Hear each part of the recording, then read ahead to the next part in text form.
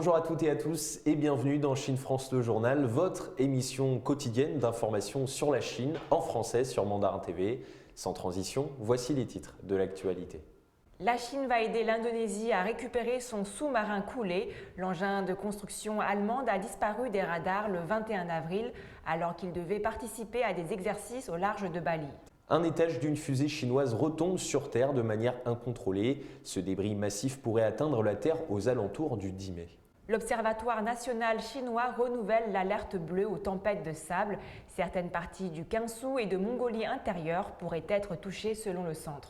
En Chine, 20% des femmes mariées disent regretter leur union, un chiffre en forte augmentation dans le pays depuis quelques années. Les ventes de loterie atteignent 13 milliards de dollars au premier trimestre, un chiffre colossal divulgué par le ministère des Finances. Et nous terminerons ce journal à Montargis, en France, à la découverte du musée historique de l'amitié franco-chinoise. Le 21 avril dernier, un sous-marin de la flotte indonésienne coulait au large de Bali avec 53 hommes à bord, mais remonter le sous-marin brisé en 3 morceaux à plus de 800 mètres de profondeur n'est pas une tâche aisée. Pour y parvenir, plusieurs pays comme l'Australie, Singapour et la Chine ont proposé leur aide. 2 bateaux de la marine chinoise sont arrivés au large de Bali pour participer aux opérations de récupération du sous-marin qui a coulé avec 53 hommes à bord. C'est ce qu'a annoncé mardi 4 mai la marine indonésienne. 2 navires sont déjà sur zone et un 3e est attendu plus tard dans la journée. L'ambassadeur chinois en Indonésie avait proposé de l'aide au ministre de la Défense indonésien, Prabowo Subianto, pour remonter le sous-marin. Cette offre a été acceptée par le gouvernement indonésien, a indiqué la marine dans un communiqué mardi, soulignant que ces navires chinois pouvaient mener des opérations jusqu'à 4500 mètres de fond. L'arrivée des navires chinois intervient après le départ des vaisseaux envoyés par l'Australie, Singapour et la Malaisie qui ont aidé à localiser le sous-marin. Les autorités étudient diverses techniques pour parvenir à récupérer le KRI Nanggala 402, brisé en 3 morceaux à plus de 800 mètres de profondeur. Le recours à de puissants aimants et à des ballons sont envisagés. Un robot sous-marin contrôlé à distance sera utilisé. Des officiers de marine chinois ont d'ailleurs commencé à examiner à Bali avec leurs collègues indonésiens les informations sur le sous-marin avant le début des opérations. L'Indonésie compte aussi sur un bateau de la société d'hydrocarbures indonésienne SKK Migas, utilisé d'habitude pour des forages et qui est équipé d'une grue pouvant porter 1200 tonnes pour aider aux opérations. Le sous-marin de construction allemande, l'un des 5 de la flotte indonésienne, a disparu des radars le 21 avril dernier alors qu'il devait participer à des exercices au large de Bali. Après plusieurs jours d'intenses recherches, les forces armées indonésiennes ont annoncé avoir retrouvé le submersible brisé en 3 morceaux par plus de 800 mètres de fond et que tout l'équipage avait malheureusement péri. L'armée indonésienne n'a pas fourni d'explication à cette catastrophe. Un débris pourrait bientôt s'écraser sur Terre. En effet, le premier étage de la fusée Longue Marche 5B, lancée le 29 avril dernier, a de grandes chances d'entrer de manière incontrôlée dans notre atmosphère, selon Space News. Et pour le moment, impossible de savoir avec exactitude l'endroit précis de sa chute. Une chute incontrôlée. Le 29 avril dernier, la Chine a lancé le premier des 3 éléments de sa future station spatiale, la CSS, dont la construction nécessitera jusqu'à fin 2022 une dizaine de missions. Le module central Tian, futur lieu de vie des astronautes, a été propulsé par une fusée Longue Marche 5B depuis le centre de lancement de Weichang sur l'île tropicale de Hainan, selon la télévision publique CCTV. Mais dès le lendemain, comme le raconte Courrier International, le site spécialisé Space News donnait l'alerte. Le premier étage de l'énorme fusée pourrait en effet entrer de manière incontrôlée dans notre atmosphère. Ce mardi 14 mai, cette prédiction s'est malheureusement réalisée. Reste à savoir maintenant s'il tombera ou pas sur Terre. Le plus probable, c'est que le premier étage du lanceur tombe dans un endroit inhabité, comme les océans qui recouvrent 70% de la surface de la Terre, tempère Space News mardi. La probabilité qu'un individu soit touché par un débris spatial est extrêmement faible. Elle est d'une chance sur plusieurs milliers de milliards. De manière générale, quand des éléments d'appareils spatiaux redescendent, ils sont brûlés et désintégrés en entrant dans l'atmosphère, mais les plus gros éléments peuvent parfois retomber dans leur intégralité. Or, jamais un débris n'a été aussi massif que le premier étage de cette fusée. L'astrophysicien Jonathan McDowell rappelle que la Chine n'en est pas à son premier coup d'essai. La dernière fois qu'une fusée Longue Marche 5B a été lancée, de longues tiges de métal sont retombées et ont endommagé plusieurs bâtiments en Côte d'Ivoire. C'est un miracle que personne n'ait été blessé à l'époque. Courrier international précise par ailleurs que la trajectoire de l'objet nommé 2021-035B par l'armée américaine peut être suivie en temps réel sur certains sites. Selon les prédictions des experts, l'objet pourrait atterrir aux alentours du 10 mai prochain, à 2 jours près. Quant à l'endroit précis de sa chute, impossible d'établir une prédiction précise. Une simple modification de sa trajectoire, même légère, changerait totalement la donne. Une autre alerte a été lancée en Chine cette fois. Certaines parties du Gansu et de Mongolie intérieure pourraient être touchées dans les prochaines heures par une tempête de sable. Habitué à ce genre de phénomène, l'Observatoire national chinois n'a pas voulu prendre de risques en invitant à la plus grande prudence.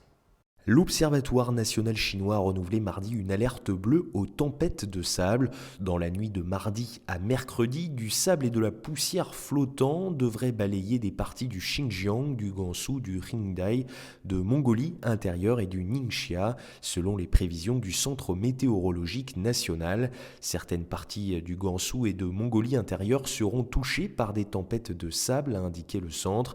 Il a conseillé au public de prendre des précautions contre les vents violents, le sable et la poussière flottant, et a suggéré aux conducteurs de se préparer à une mauvaise visibilité. La Chine dispose d'un système d'alerte météorologique à 4 niveaux pour les tempêtes de sable, le rouge représentant le niveau le plus élevé, suivi par l'orange, le jaune et le bleu. Il y a quelques semaines, la ville de Ruili, frontalière avec la Birmanie, était sujette à une recrudescence de cas de Covid-19.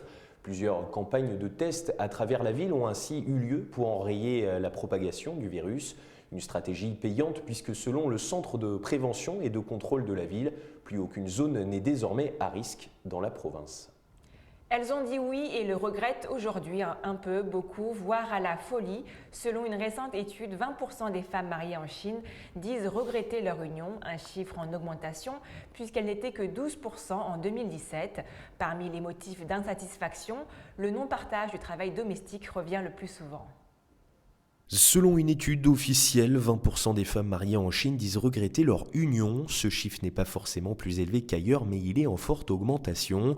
En près d'une décennie, le nombre de Chinoises malheureuses en ménage a plus que doublé. Ces 20% de femmes fatiguées de jouer les épouses ont été recensées à l'occasion d'une enquête publiée le 21 avril dernier et réalisée en 2020 auprès de 100 000 foyers par le Bureau national des statistiques, la Poste chinoise et l'Université de Beijing.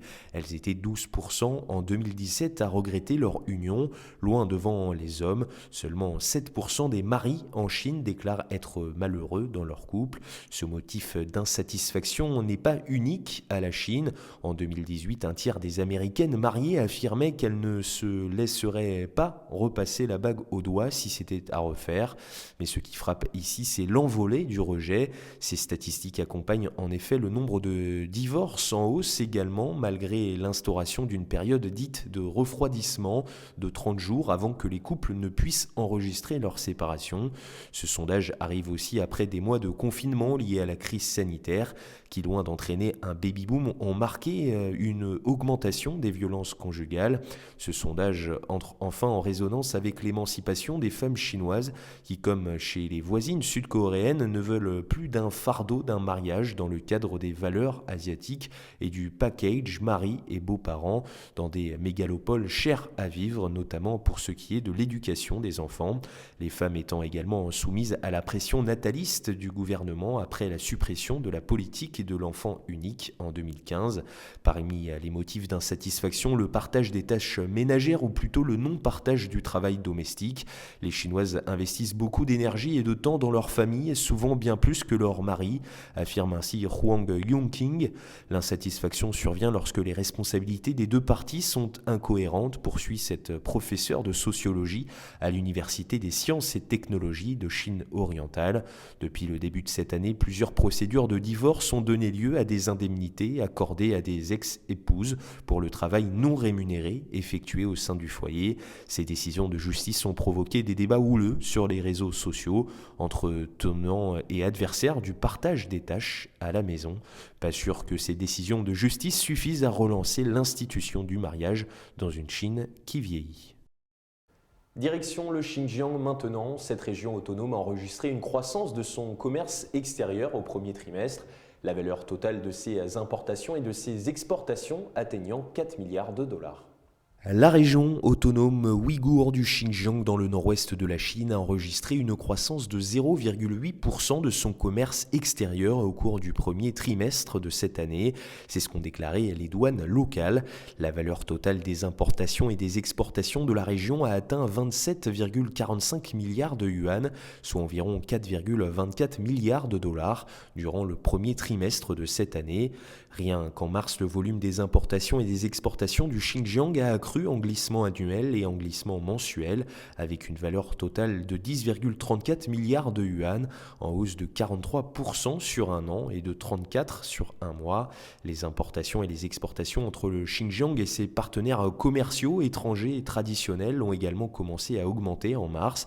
Parmi eux, le volume des importations et des exportations avec le Kazakhstan, qui a atteint 15,95 milliards de yuan, en hausse de 7,7% en glissement annuel, représentant 58% du volume total du commerce extérieur du Xinjiang au cours du mois. En outre, les exportations de produits mécaniques et électriques, de textiles et de vêtements, de chaussures et de produits agricoles ont repris leur croissance au premier trimestre. La Chine connaît également une croissance de sa production d'électricité en énergie renouvelable. 475 milliards de kilowatts ont ainsi été produits au premier trimestre, signe que le pays continue sa transition vers une économie à faible émission de carbone. Autre augmentation maintenant, toujours au premier trimestre, celui des ventes de billets de loterie classique ou de loterie sportive. Selon le ministère des Finances, les recettes issues de ce jeu de hasard avoisinent les 13 milliards de dollars, les bénéfices couvrant les frais d'administration, les projets de bien-être social et les prix pour les gagnants. Les ventes de loteries en Chine se sont élevées à 84,52 milliards de yuan, soit environ 13 milliards de dollars au premier trimestre selon les données du ministère des Finances. Les ventes de billets de la loterie du bien-être social ont totalisé environ 34 milliards de yuan au cours de cette période, tandis que celles de la loterie sportive se sont élevées à environ 50 milliards de yuan d'après le ministère. En mars, les ventes de loterie ont totalisé 29 milliards de yuan. Les ventes dans la province du Guangdong, du Zhejiang, du Shandong, du Jiangsu et du Henan ont été relativement élevées selon des données. Selon les règles de gestion de la loterie du pays, les recettes issues des ventes de billets couvrent les frais d'administration, les projets de bien-être social et les prix pour les gagnants.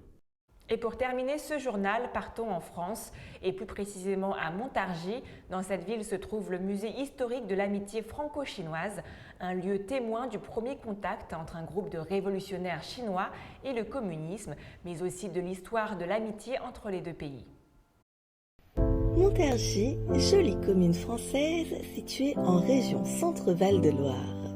Sur la place Deng Xiaoping, devant la gare, se dresse une statue en bronze montrant des révolutionnaires chinois du temps de leur jeunesse, tels que Deng Xiaoping et Zhou Enlai. Quelle est leur histoire avec cette commune ?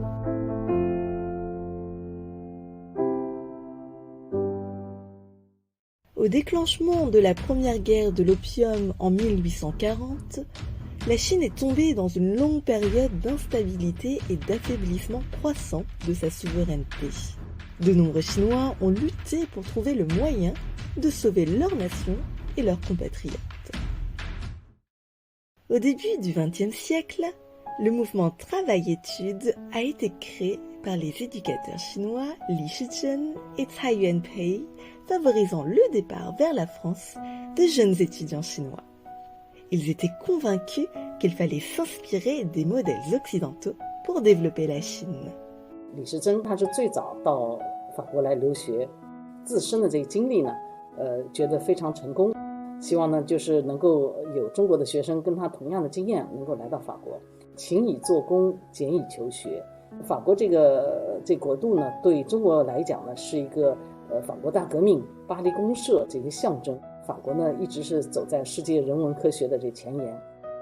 Des écoles préparatoires ont été fondées dans plusieurs régions en Chine afin de favoriser l'intégration des étudiants chinois en France. Ces écoles enseignaient le français et les compétences professionnelles. Les étudiants chinois embarqués dans des bateaux à Shanghai, passant par Hong Kong, Haiphong, Saigon, Singapour, Colombo, Djibouti, le canal de Suez et Port Saïd, pour finalement arriver en France après environ 40 jours afin de travailler et d'étudier dans les villes françaises comme Paris, Lyon et Montargis. De début 1919 à fin 1920, environ 1600 jeunes Chinois ont quitté leur pays pour la France. Certains sont entrés au collège Gambetta et au collège du Chinchon. Lorsqu'ils sont arrivés à Montargis, les étudiants chinois visitaient les usines de la ville, contactaient des habitants locaux d'origine chinoise et planifiaient leur nouvelle vie de travail-études. 在体验了困顿的工人阶级生活以及资本主义弊病后，许多人的思想逐渐发生根本性改变，他们逐渐成为马克思主义者，走上无产阶级革命的道路。Du 6 au 10 juillet 1920, un groupe d'étudiants chinois, dont les futurs révolutionnaires célèbres Tsai He-sen, Chiang Jing-yu et Li Wei-han, se sont réunis au parc d'Urzy à Montargis pour discuter des moyens de sauver la Chine et le monde. Nombre d'entre eux étaient favorables au marxisme. Présente lors de la réunion, Tsai Chang, vice-présidente du comité permanent des 4e et 5e Assemblées populaires nationales, a déclaré que cette réunion avait écrit la première page de la création d'une organisation communiste parmi les étudiants chinois en France. En 1921, une organisation communiste chinoise a été formée en France, principalement par des participants au mouvement Travail-Études. Cette organisation a relié les révolutionnaires et les étudiants progressistes chinois de toute l'Europe. 参加留法勤工俭学的有志青年周恩来、邓小平等重要的代表人物，他们从理论或实践中学习马克思主义，坚定了信仰。 Depuis le parc d'Urzy, en passant par le canal de Briare, l'ancien logement de ces étudiants chinois est devenu le musée historique de l'amitié franco-chinoise. La ville française a également été le témoin du premier contact entre un groupe de révolutionnaires chinois et le communisme. C'est la fin de notre journal. Merci à tous de nous avoir suivis. Et n'oubliez pas de vous abonner à notre chaîne YouTube et de cliquer sur la petite cloche en bas à droite de notre vidéo pour ne rien rater des dernières nouveautés de Mandarin TV. Très belle journée ou très belle soirée à tous sur Mandarin TV.